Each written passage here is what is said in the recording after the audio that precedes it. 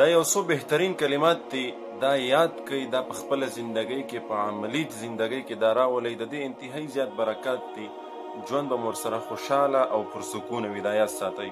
کله چې یو کار شروع کوئ، د کار په شروع کې بسم الله وایئ.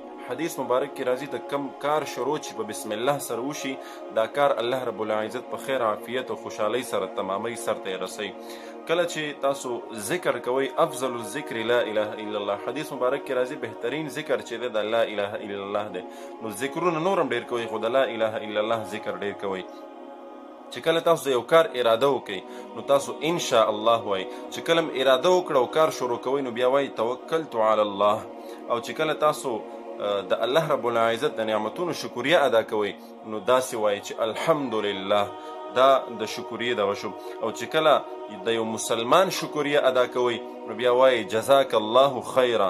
بیا چې کله تاسو یو نعمت د الله رب العزت وګورئ، نو بیا وایئ الحمدلله، ماشاء الله وایئ. او چې کله د یو چا سره نعمت د الله رب العزت وګورئ، نو بیا بارک الله وایئ، یعنی الله دې درته مبارک کړي.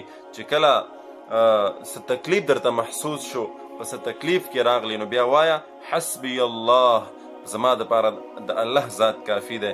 او چې کله په بره باندې ځئ، بره خیجئ، لکه مثال بره چت ته خیجئ یا په بره باندې ځئ، نو بیا وایه الله اکبر، الله ډېر لوی دی. چې کله لاندې د پوڼو نه کوزیږئ، دا ذکرونه یې زموږ ستاسو د روزمره زندګۍ، نو بیا وایئ سبحان الله. چې کله څه برایي درته په نظر باندې راغله، څه خراب کار درته په نظر باندې راغلو د الله د قانون د نظام خلاف، نو وایه نعوذ بالله، زموږ دې پناه وي په الله سره. او چې کله ګناه وشي، نو بیا ډایرکټ استغفار استغفر الله. او چې کله څه آفت تکلیف راشي، نو معاذ الله، د الله پناه، د الله سره پناه غواړئ. او چې کله د اسبابو مخالف څه کار وشي، څه وشي، نو بیا وایي لا حول ولا قوة الا بالله. د الله نه ما سوا هیڅوک طاقت لرونکی د طاقت ذات نشته دی. او چې کله یو ملګری، یو څوک درنه رخصتي اخلي او ځي، نو بیا وایي فی امان الله. او چې کله د یو مسلمان څه نقصان وشي، څه تکلیف ورته ورسیږي، نو وایه انا لله و انا الیه راجعون.